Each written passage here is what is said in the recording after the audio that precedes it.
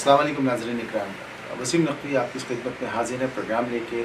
आज इतनी खुशी का मौका है कि कायनात के इमाम रज़ा अलैहिस्सलाम के ज़ुहूर के मौके के ऊपर ये प्रोग्राम हम एलजल की जानिब से आपके लिए लेकर आ रहे हैं।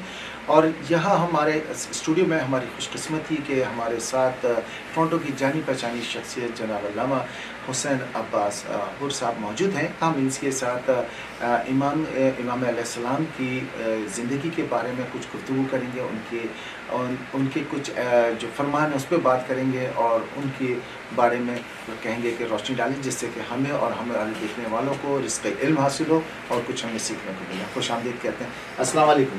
वालेकुम अस्सलाम वसीम भाई, बहुत शुक्रिया।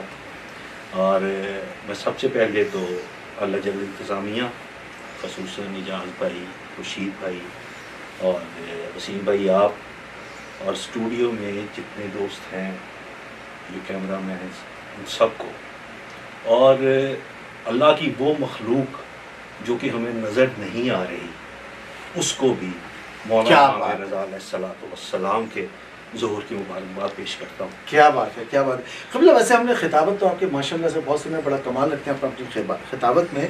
तो आज हमें ये मौका मिला है कि हम अपने देखने वालों को हम मौला इमाम रज़ा के अलैहिस्सलाम के हवाले से हम चाहते हैं कि उनकी ज़िंदगी के ऊपर रोशनी डालें, क्योंकि आप जैसे लोगों से हमें रिज़्क़ इल्म, हमको क्या हमारे देखने वालों को भी मिलता है। बहुत सारी चीज़ें हम मसरूफियत की बिना पे शायद हम उसको नज़रअंदाज कर देते हैं, तो आप लोगों की मौजूदगी से वो तमाम चीज़ें एक मरतबा फिर रूहानी तौर पर हमारे लिए रिफ़्रेश हो जाती। तो मैं चाहता हूँ कि इमाम रज़ा अलैहिस्सलाम की जो ज़िंदगी के इब्तिदाई दिन हैं वो उनके बारे में ज़रा आप हमारे देखने वालों को बताइएगा। जी वसीम भाई, मैं तो बल्कि ये कहूँगा कि आप लोगों ने मुझे मौका फ़राहम किया है कि मैं मौला इमाम ज़माना अलैहिस्सलाम को भी मुबारकबाद पेश कर सकूँ और अहले बैत के ज़िक्र के साथ अपनी ज़ुबान की चाशनी को मज़ीद बढ़ा सकूँ। सुभान अल्लाह। वसीम भाई, ऐसे है कि ये हमारे जो 8वें शहंशाह विलायत हैं माशाअल्लाह, ये है हमारे असना अशरिया के 8वें इमाम सिलसिला इमामत में माशाअल्लाह, और सिलसिला इस्मत में ये है 10वें मासूम। बल्कि मैं अगर ऐसे कह दूं कि ये 10वें मोहम्मद हैं, बेशक ये 11वें अबू तालिब हैं, क्या बात, और ये 9वें अली हैं। क्या बात है, माशाअल्लाह, इमामत में ये 3रे अली हैं, माशाअल्लाह, मौला अली, उसके बाद इमाम अली ज़ैनुल आबिदीन, और फिर ये मेरा इमाम अली रज़ा। अच्छा, बात ये है कि नाम भी अली है और कुन्नियत भी अबुल हसन है। माशाअल्लाह, मौला अली का नाम भी अली और कुन्नियत भी अबुल हसन थी। फ़र्क सिर्फ इतना है, वो अली मुर्तज़ा है, ये अली रज़ा है। माशाअल्लाह। तो मुख्तलिफ़ रिवायात हैं ज़ुहूर के हवाले से, सन में इख्तलाफ है, लेकिन जो महीने की तारीख़ है वो 11 ज़िक़त मुत्तफ़िक़ है कि 11 ज़िक़त को ये मेरा इमाम दुनिया में ज़ाहिर हुआ। ज़ुहूर मेरे इमाम का 11 ज़िक़त को है। अब सन के हवाले से कुछ मुअर्रिख़ीन ने 146 हिजरी लिखा है, कुछ ने 148 लिखा है, कुछ ने 153 लिखा है। लिहाजा सन के हवाले से बात इससे आगे बनती नहीं है, लेकिन जो मेरी तहकीक है उस तहकीक के हवाले से 148 हिजरी जो है वो ज़्यादा मोतबर लग रही है। मेरे इमाम जब ये दुनिया में ज़ाहिर हुए हैं, इमाम की वालदा का नाम है नजमा, उम्मुल बनीन भी कहते हैं उन्हें, उनसे रिवायत है और अल्लामा मजलिसी ने लिखी है। वो कहती है कि जब मेरे बेटे का ज़ुहूर होना था, मैंने हमल की ग्रांबारी महसूस ही नहीं की। क्या यानी कि वज़न होता है ना हमल का जी। वो कहती है कि मैंने महसूस ही नहीं की, और जब ये मेरा बेटा दुनिया में आया है तो दोनों हाथों की तलियां ज़मीन पर टेक कर चेहरा आसमान की तरफ करके लबहाए मुबालिक ने जुम्बिश की, ऐसे महसूस हुआ जैसे खुदा से हम कलाम। वसीम भाई, जिस दिन ज़ुहूर हुआ है, ज़ुहूर होते हुए मौला की माँ रिवायत कर रही हैं کہ دونوں تلیاں زمین پر ٹیک کر چہرہ مبارک آسمان کی طرف کر کے لب ہے مبارک جنبش کر رہے ہیں کہ خدا سے کلام کر رہے ہیں. مولا امام موسیٰ کاظم تشریف لاتے ہیں، بیٹے کو اٹھاتے ہیں، پیار کرتے ہیں. پیار کرنے کے بعد مبارک دیتے ہیں اپنی زوجہ کو کہ یہ اللہ کی خاص مخلوق جو تمہاری گود میں ہے، میری طرف سے اس کی آپ کو ماشاءاللہ ماشاءاللہ ماشاءاللہ. اچھا، ان کی جو ظہور کے بعد جو امام کے جو زندگی جب ان کی شروع ہوئی ہے تو ایک، کیونکہ ہماری زندگی کے 3 حصے ہیں، ایک ہوتا ہے لڑکپن کا، ایک ہوتا ہے پھر جوانی کا، ایک ہوتا ہے بزرگی کا. تو جوانی کے دن جو ہے ہمارے امام علی رضا علیہ السلام کی کس طرح سے آپ دیکھتے ہیں تاریخ برقع میں؟ جی بہت اچھی بات کی، بہت خوبصورت سوال ہے. لیکن اس سوال کا جواب دینے سے پہلے میرے ذہن میں ایک بات آ گئی، وہ میں کرتا چلوں کہ ہم اہل تشیع کی 3 ایسی چیزیں ہیں جو کہ دنیا میں ہماری پہچان ہے.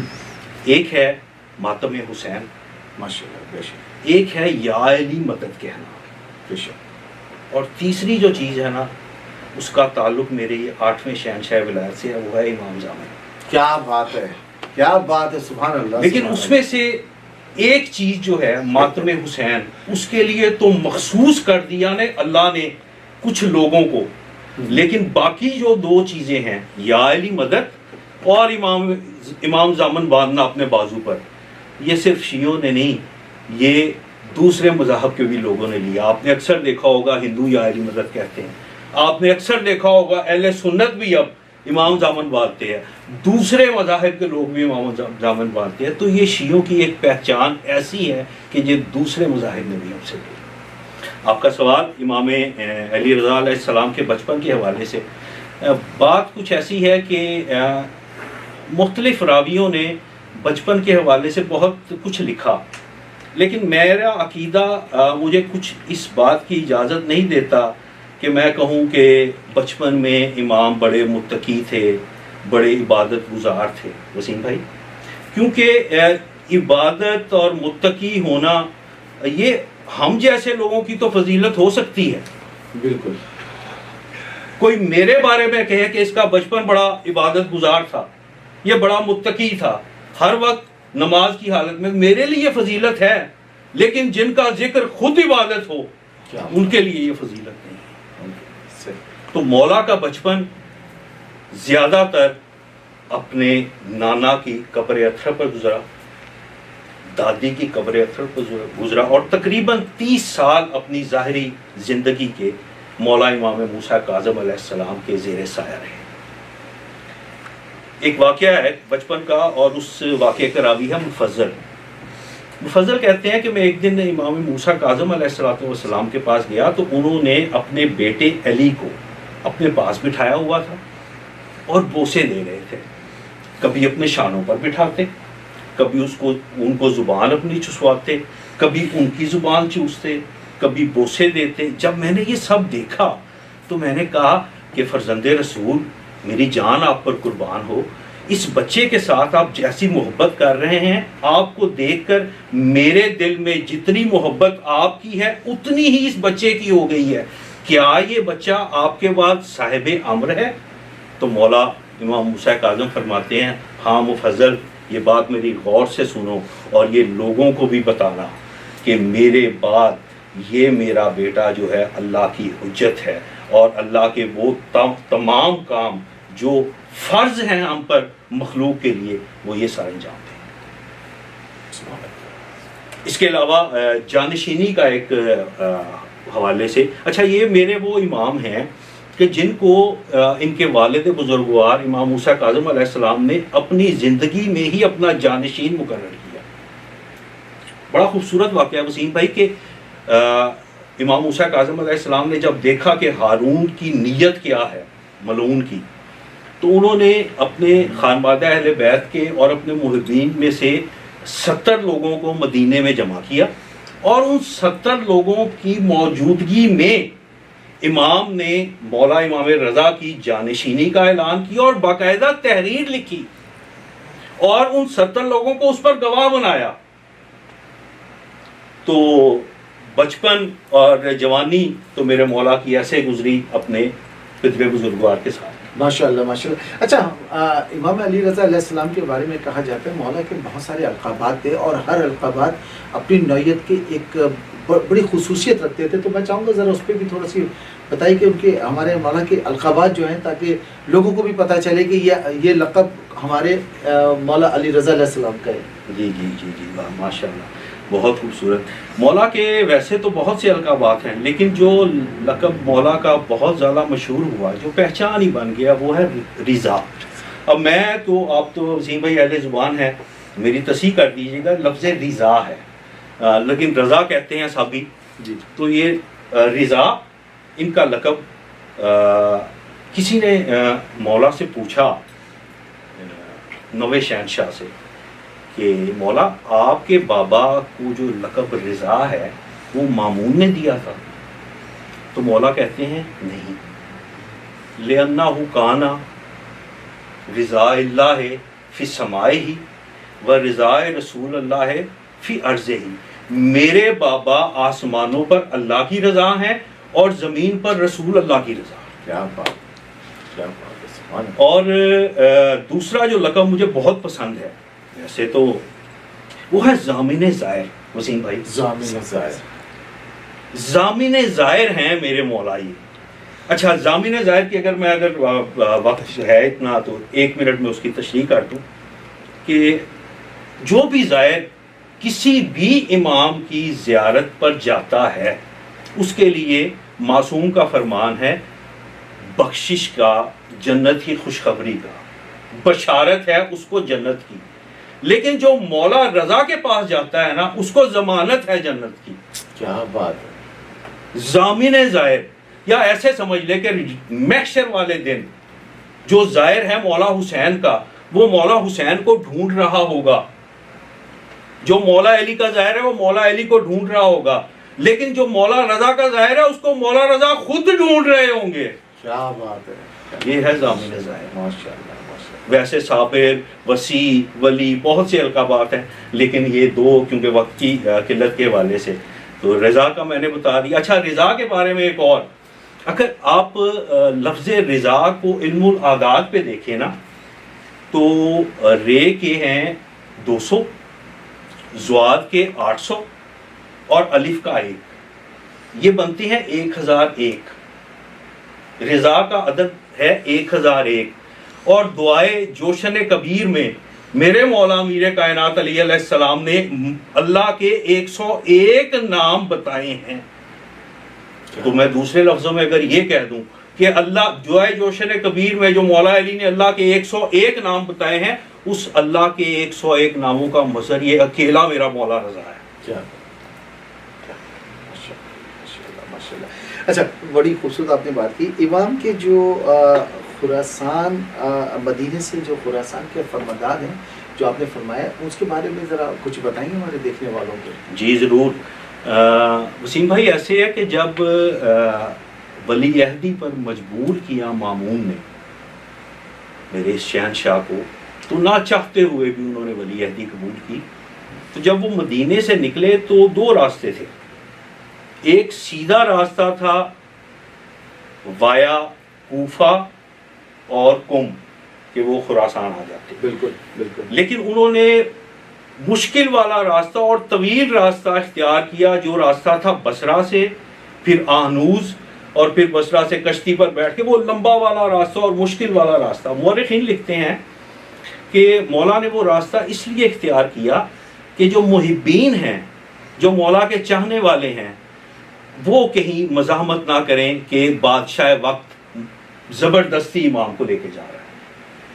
تو مولا نے وہ راستہ اختیار کیا. تو جب مولا بصرہ پہنچنے لگے ہیں نا تو راوی ہے محمد بن عیسیٰ بن حبیب وہ کہتا ہے کہ میں سویا ہوا ہوں تو مجھے خواب میں رسول اللہ صلی اللہ علیہ وسلم کی زیارت ہوتی ہے. میں دیکھتا ہوں کہ ہمارے بصرہ کی جو مسجد ہے جہاں اکثر آ کر حاجی قیام کرتے تھے وہاں ممبر رسول پر رسول اللہ خود بیٹھے ہوئے ہیں. میں گیا میں نے رسول اللہ صلی اللہ علیہ وسلم کو سلام کیا اور سلام کرنے کے بعد میں دیکھ رہا ہوں کہ رسول کے سامنے ایک تشت پڑا ہوا ہے، اس تشت میں کچھ کھجوریں ہیں۔ پاک نبی نے ایک مٹھی بڑی کھجوروں کی اور مجھے دے دی۔ میں نے جب دیکھا تو گنا تو وہ 18 کھجوریں تھیں۔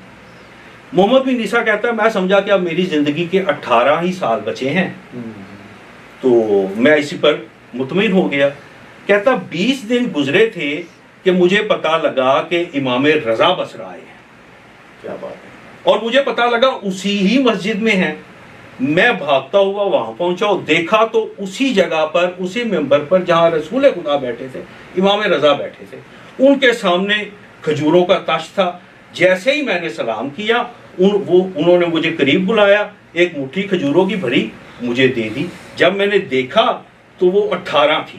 میں نے امام سے کہا کہ مولا مجھے کچھ اور عنایت کریں، تو امام کہتے ہیں محمد اگر میری جد نے تمہیں 18 سے زیادہ دی ہوتی تو میں بھی تمہیں دے۔ کیا بات ہے، کیا بات ہے! سبحان اللہ! ایک صلوات پڑھ دیجیے۔ اللہم صلی علی محمد و آل محمد۔ ناظرین کرام، ایسے علماء ہمارے درمیان میں رہتے ہیں تو یقیناً ہمیں رزق علم ملتا ہے، بہت ساری چیزیں ہماری جو نگاہوں سے اوجھل رہتی ہیں ہمارے سامنے آتی رہتی ہیں۔ میں چاہوں گا کہ ہمارے امام علی رضا علیہ السلام کی جو دینی خدمات ہیں تھوڑا اس پہ روشنی ڈالیں کہ ان کی جو میجر جو دینی خدمات ہیں کہ وہ کیا ہیں؟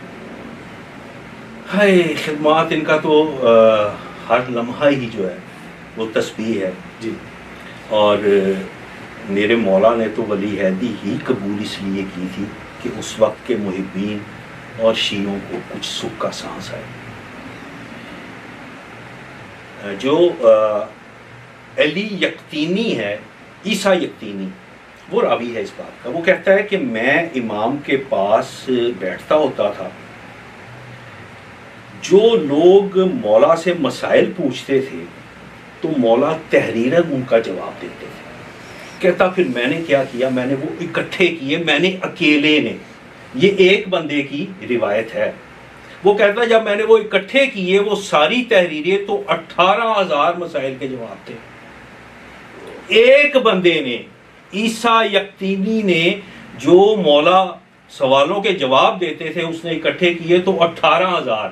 اب کتنے بندوں نے کتنے اکٹھے کیے ہوں گے، ہم تک کتنے پہنچے؟ صحیح صحیح صحیح۔ تو علمی حوالے سے تو یہ خانوادہ توحید کے جو لوگ ہیں ان سے علمی حوالے سے ان کے علم پر کیا بات کی جا سکتی ہے، لیکن آپ کا وہ جو پہلا سوال تھا نا، میں اس کو تھوڑا سا نیشا پور والی، جی نیشا پور، کیونکہ وہ بات وہی رکی تھی۔ اچھا، جب مولا نیشا پور کی طرف گئے ہیں نا تو مولا سوار تھے ایک خچر پر، اس خچر کا نام تاریخ میں لکھا ہے قاتل، قاف 2 نقطوں والا، کینچی والا، قاتل، اس پر سوار تھے۔ مزین تھا وہ جواہرات کے ساتھ، اس کے اوپر اماری تھی، اماری کے اندر موجود تھے مولا رضا، اماری کے دونوں طرف پردے تھے۔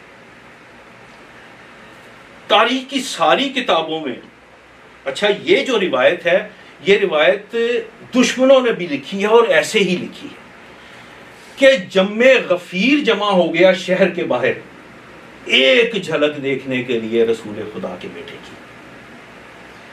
اس وقت کے جتنے علماء تھے وہ سب شہر کے دروازے پر استقبال کرنے کے لیے ہے۔ اس کے بعد مولا نے اپنی سواری نہیں روک رہے، چلتے چلتے جب شہر کے چوک میں پہنچے ہیں تو مورخین لکھتے ہیں کہ تل دھرنے کی جگہ نہیں تھی۔ اس وقت کے جتنے علماء ہیں انہوں نے مولا کے اس سواری کی بھاگ کو پکڑا اور مولا سے ریکویسٹ کی، درخواست کی کہ فرزند رسول ہم آپ کا دیدار کرنا چاہتے ہیں۔ جملہ میں نے بولنا ہے یہاں وسیم بھائی، اور میں نے اپنے ناظرین کے لیے بولنا ہے جو سمجھ گیا، ہم دیدار کرنا چاہتے ہیں۔ کافی لوگوں نے جب یہ درخواست کی تو ایک لمحے کے لیے مولا نے اماری کا پردہ اٹھایا ہے۔ اللہ کے نور کی جب تجلی لوگوں پر پڑی ہے، مورخین لکھتے ہیں کہ لاکھوں کی تعداد میں لوگ غش کھا کے گرے ہیں، سبحان اللہ، سبحان اللہ، اٹھے ہیں پھر غش کھا کے گرے ہیں، اور اتنا حسن اور جمال دیکھنے کے بعد اتنا گریا ہوا ہے ادھر کہ لوگوں نے سواری کے پاؤں تک چومنے شروع کر دیے، لجامیں چومنی شروع کر دیں۔ اب میں یہ سوچ رہا تھا، جب میں یہ واقعہ پڑھ رہا تھا تو میں نے کہا ایک کوہ طور پر نور کی تجلی تھی،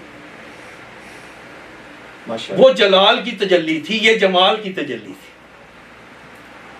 وہ جلال کی تجلی، یہ جمال کی تجلی۔ وہاں پھر مولا کو کہا گیا کہ آپ کوئی حدیث بتائیں۔ یہ حدیث 24,000 کاتبوں نے ہاتھوں میں کاپیاں اور پین پکڑ کر لکھی۔ مجھے اس وقت بھی خیال آیا کہ آج یہ کاپیاں اور کاغذ پکڑ پکڑ کر رسول کے بیٹے کے پیچھے بھاگ رہے ہیں، کاش انہوں نے رسول کو ہی کاغذ قلم دی۔ کیا بات ہے، کیا بات ہے، سبحان اللہ، سبحان اللہ۔ وہاں پھر میرے مولا نے ایک حدیث کہی، من قال لا الہ الا اللہ دخل الجنہ۔ اچھا، یہ حدیث دو طریقے سے ہے، لا الہ الا اللہ ہس نہیں، من دخل ہس نہیں۔ جو لا الہ ایک قلعہ ہے، جو اس قلعے میں داخل ہو گیا اس نے عذاب سے امان پا لی، مفہوم ایک ہی ہے۔ مولا نے کہا من قال لا الہ الا اللہ دخل الجنہ، اور پڑھتا نیچے۔ ایک لمحہ گزرا،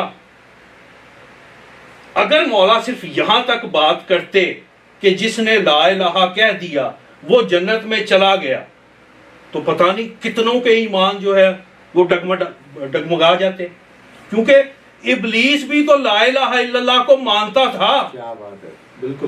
وہ نہیں مانتا تھا تو اس کو نہیں مانتا تھا جس کو وہ منوانا چاہ رہا تھا۔ تو پھر مولا ویسے بھی قرآن کی کوئی آیت ہو وسیم بھائی، یا کسی معصوم کا کوئی فرمان ہو، اس کی تشریح بھی معصوم ہی کر سکتے۔ بالکل صحیح۔ جیسے امام صادق علیہ السلام کے پاس ایک صحابی آیا بھاگتا ہوا، کہتے مولا میں نے سنا ہے کہ آپ کے جد نے کہا ہے کہ جو شخص کتے کو کھانا کھلائے گا اس کا مطلب ہے اس نے 70 انبیاء کا قتل کیا۔ مولا نے کہا کہ ہاں یہ میرے جد کی حدیث ہے، لیکن تم سمجھے نہیں، انہوں نے 4 ٹانگوں والے کتے کی بات نہیں کی، 2 ٹانگوں والے کتے کی بات کی۔ تو معصوم کا فرمان اتنا جب کہا نا، تو پھر فوراً پردہ اٹھا کر کہا لا الہ الا اللہ بشروطہا وانا من شروطہا۔ لا الہ الا اللہ کی کچھ شرطیں ہیں اور ان میں سے ایک شرط میں ہوں۔ اب کتنی شرطیں ہیں وسیم بھائی؟ لفظ شرط کے اندر ہی لکھا ہے کتنی شرطیں ہیں۔ شرط لفظ ہے، شین کے ہیں 300، رے کے 200، توئیں کے 9، ٹوٹل ہوئے 509۔ علم والاولاد میں صفر کی حقیقت نہیں ہوتی، 5 اور 9 14۔ لا الہ الا اللہ کی 14 شرطیں ہیں۔ کیا بات ہے، سبحان اللہ، سبحان اللہ۔ اور ان میں سے ایک شرط یہ میرا 8واں شہنشاہ۔ ماشاء اللہ، ماشاء اللہ، ماشاء اللہ، سبحان اللہ، سبحان اللہ، خوبصورت، ماشاء اللہ۔ بڑی سحر آمیز گفتگو رہی ہے آپ کے ساتھ قبلہ، اور یقیناً ہم چاہتے ہیں کہ اس گفتگو کا سلسلہ جاری رہے۔ اب میں چاہوں گا آخر میں آپ اپنی طرف سے کچھ اس پہ جو سوال اگر میری نادانستگی میں نہ کر سکا ہوں تو وہ آپ کوئی خاص بات ہے تو کہنا چاہتے ہیں تو آپ بالکل ہمارے سننے والوں کو بتا سکتے ہیں۔ جی 2-3 باتیں میں مولا رضا کے حوالے سے اپنی زبان کو مزید معطر کرنا چاہ رہا ہوں۔ ایک یہ کہ آج جو عزاداری ہو رہی ہے نا وسیم بھائی، جی جی، کہ جس عزاداری میں مرد حضرات بھی بیٹھے ہیں اور ایک پردے کے ساتھ خواتین ہم بیٹھے ہیں، اس عزاداری کی ابتدا میرے یہ 8ویں شہنشاہ نے کی ہے۔ مدینہ میں پہلی مجلس، اور اس روایت کا راوی دیبل ہے، دیبل خزائی اس وقت کے مولا رضا کے دور کے محبان اہل بیت تھے، شاعر آل محمد تھے۔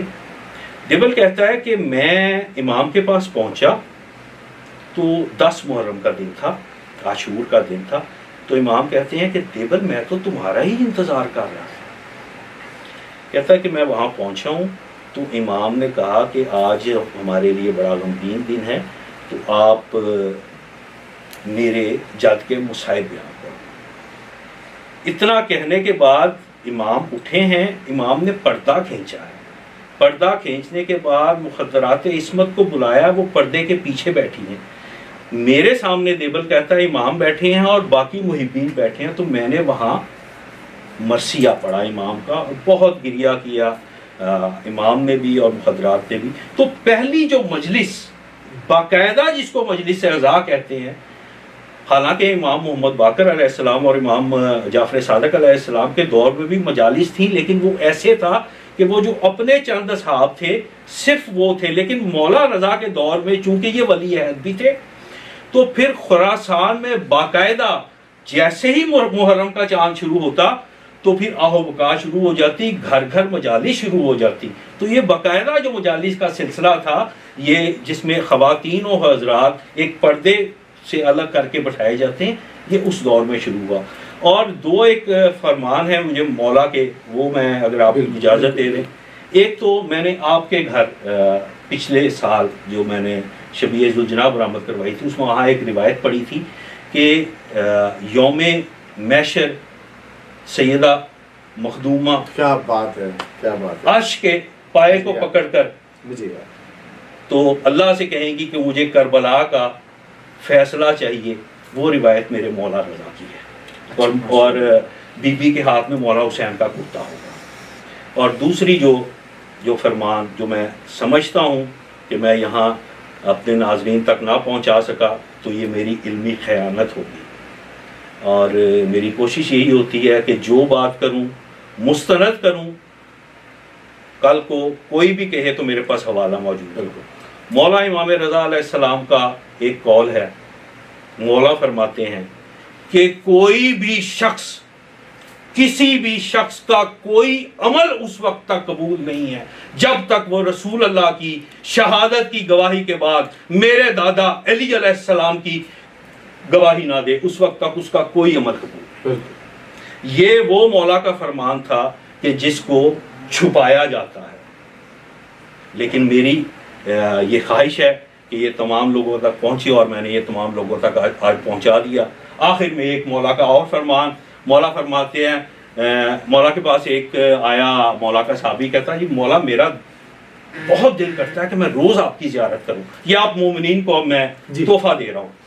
مولا میرا بہت دل کرتا ہے میں آپ کی روز زیارت کروں، لیکن میں کیا کروں، میں دنیا دار آدمی ہوں، بوڑھے ماں باپ ہیں، بیوی ہے، بچے ہیں، روزگار ہے، میں کوشش کرنے کے باوجود بھی نہیں روز آ سکتا۔ تو مولا نے وہاں ایک فرمان جاری کیا، مولا کہتے ہیں من زارا مومنن فقط زارنا، تم ایسے کرو، کسی کو بھی امیر سمجھ کر نہیں، کسی کو حاکم سمجھ کر نہیں، کسی کو رشتہ دار سمجھ کر نہیں، کسی کو بھائی سمجھ کر نہیں، صرف ولایت علی پر مکمل ایمان والا مومن سمجھ کر اس کے گھر جا کر دق الباب کرو، اس کی تم نے زیارت کی، اس کی نہیں کی، تم نے مجھ رضا کی زیارت۔ سبحان اللہ، سبحان اللہ، صلی اللہ اللہم صلی اللہ علیہ وآلہ محمد۔ یقیناً ناظرین اکرام، آپ کو ہمارے جو عالم جناب حسین عباس ظہور صاحب، ان کی گفتگو سے ضرور یقیناً آپ کو مفید ہوئے ہوں گے، کیونکہ بہت چیزیں ایسی ہیں جو آج میری بھی نظروں میں آشکار ہوئی ہیں، اور ایسے علماء کا ہمارے درمیان رہنا بہت ضروری ہے، کیونکہ یہاں سے ہمیں رزق علم بڑھتا ہے، اور مولا ان کی توفیقات میں اضافہ کرے۔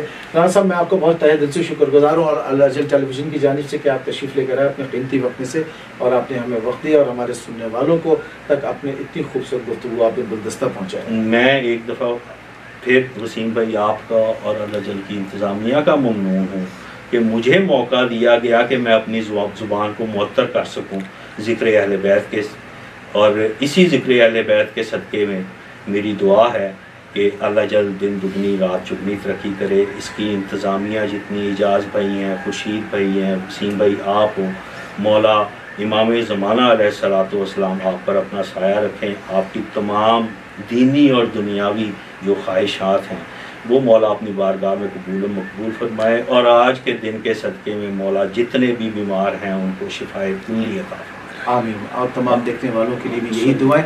مجھے وسیم نقوی کو اجازت دیجیے، انشاءاللہ اگلے پروگرام میں پھر ہم قبلہ کو زحمت دیں گے، جب تک کے لیے اجازت چاہتے ہیں۔ خدا حافظ۔